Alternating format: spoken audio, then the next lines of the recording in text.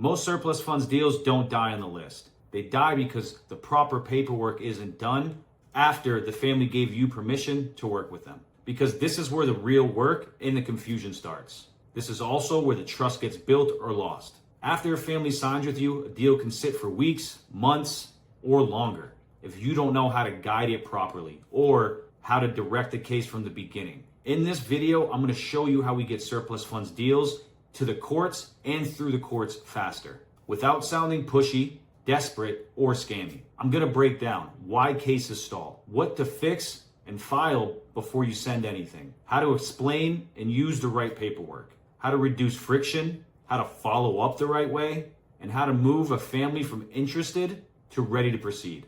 Quick disclaimer, this is educational, not legal advice. The exact paperwork, claim path, assignments, and documents vary from state, county, and court. Official county materials show these claim requirements, and it differs whether the claimant is a direct owner, heir, or trustee, etc. The real reason your contracts aren't coming back. The biggest mistake I see people make is they think the family's ghosting them because they sent them the documentation. Sometimes that can be true, but to get around this and do it the correct way, this is what I would tell you to do. You need to explain the situation correctly, the whole process, and moving forward for the next steps on closing. You need to have your own set of closing documents. We have 4 closing documents that we use. We have to get signed and notarized every single time. We explain to our clients that this is the way we do it. We make sure that we are collecting all the paperwork. We're sending everything where it needs to go, all of the responsibility from them. Again, we do all of the work for them. We pay for everything up front, no cost to them and no risk. We take care of all the legal process and filing with the state, county, and court. This is a big sell for us and a reason why these people feel good working with us. So we don't send them paperwork for them to get notarized and signed on their own. We make sure they understand what they're going to be looking at and signing upon notary. They're going to know what happens next and each step with instructions. And we're going to let them know which family members are the correct ones that have to sign to be able to recover these funds legally. This way, they don't have to be afraid about making the wrong move because they're working with an expert like you, so you should be able to guide them. The fear is what's going to make people freeze. Again, you have to build the clarity and the trust, then provide the service. So if you want these contracts to move faster, you need to control the signing, and the goal is not more pressure, it's clarity. Step 1, do not send paperwork before the person understands a role. Actually, I don't send paperwork at all unless specific situations. I allow them to view all of this documentation at the time of the notary for as long as they need. They can even bring a third party if they'd like to help review with them. One of the fastest ways to lose deals is sending paperwork without explaining and sending paperwork that isn't actually correct or the right types of files that you need. On top of that, making the claimant go file on his own and then send it back to you. All 3 red flag areas that's going to slow your case down and possibly lose it for you. You have to explain your role first and the next steps. If they say, well, I don't want to sign anything without looking at it. Granted, no one would ever want that. I would never ask you to do that. What I can say is that when we set up this notary session, whether online, digitally, or in person, you can take as long as you want to review these documents. And beforehand, I can go over them with you word for word whenever is best for you. This way, you're controlling the closing and the sensitive information that is going to be explained to them so they don't get it, read it, get confused and upset, and ghost you. Being transparent is what's going to build the trust. Understand your documents, the process, and give them the knowledge they need to feel comfortable. Step 2, explain why and what they are actually signing. Don't assume they know the difference between what's going on with the different types of forms. Don't assume they know the difference between a claim form, an assignment of rights, a letter of direction, an engagement agreement, an affidavit of heirship, or other supporting documents. Remember, this is your job. To them, it's all just paperwork. Slow it down and explain it in plain English. Once we get to the part where they're interested in moving forward, I'll then explain the closing process. Something like this. Mr. Smith, our next steps for us to be able to work on your behalf is to get these closing documents signed with you so that we can then begin to file and get this money back for you. We use our own closing documents, different from everybody else.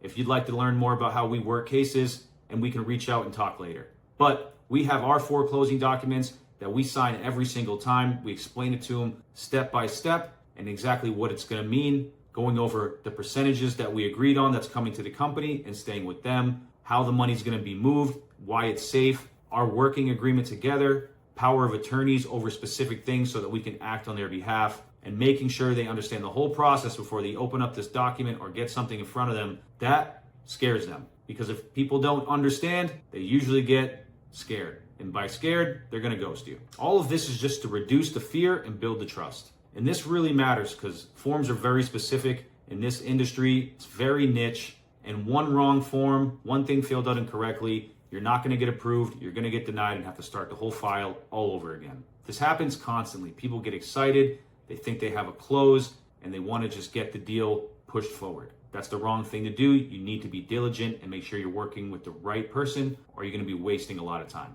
You don't want the son to sign when it's supposed to be the spouse. You don't want to send one heir. If there's multiple heirs that are on the case, you won't be able to recover the full amount. You don't want a relative to sign that's not the direct heir or person in line to claim with the authority. And guys, this happens a lot. You have to be diligent. You are dictating the flow of this by your research on each case. You should understand interstate succession laws and who is going to claim this money if the owner is deceased, or if there are multiple owners, how to go about that.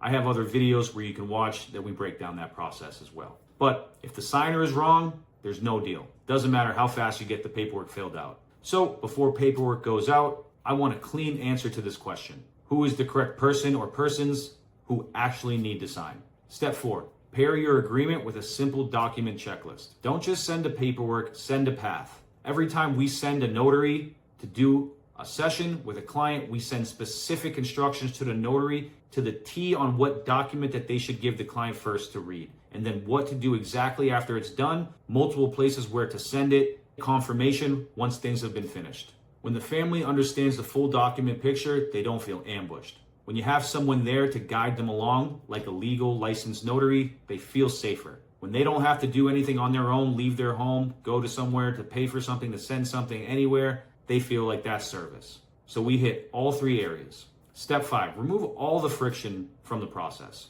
You want this person thinking, this was easy, not, I'll have to figure this out later. You don't want to make them guess. You want to make them feel comfortable and ready. You're going to set the time up that's best for them, on the day that's best for them, and in the way that's best for them, in person or digital. Inform them what they're going to need, like a personal ID, and tell them if there's separate documents for each individual who's signing or for the one individual. When you know the friction points ahead of time, you can solve them before they become delays.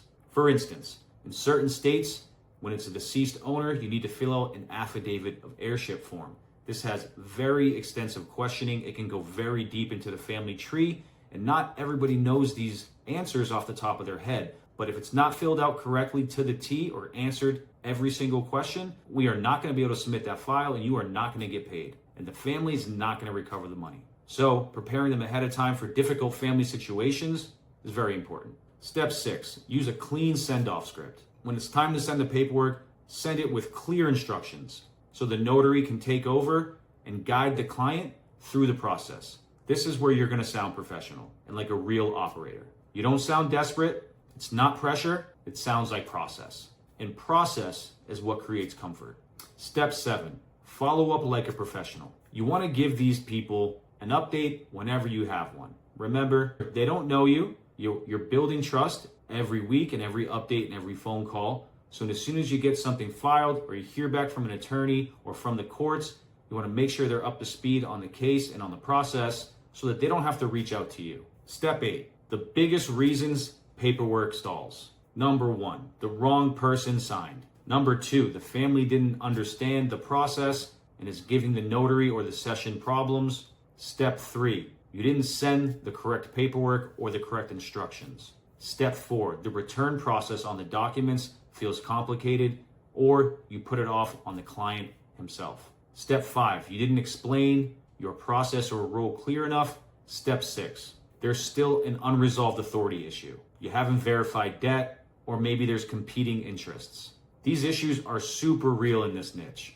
So when paperwork stalls, you can't just blame the lead. You need to be prepared. Diagnose the friction. This part matters a lot because people get excited and want to close deals. Do not set up a closing if you have not verified ownership or debt. If you're not sure whether the owner is alive or deceased. If you don't know whether a probate is already open. You don't know whether if multiple parties need to sign. Or if the family does not still understand the process. That's not delay. This is discipline. So the big takeaway is this. Surplus funds contracts move faster when they're done professionally and correct. You explain your role, you explain the paperwork, you verify the signer, you reduce the friction so they feel comfortable, you control it, you follow up professionally, and you never send documents before you've verified all these major things. And this is exactly why knowing this is the next skill, is knowing what documents to use to actually move this file. Because once the agreement comes back, the next bottleneck is always the same. Do you have proof or authority to recover these funds? And did you file it correctly? If you want to know how we work these deals every single day, comment below and reach out.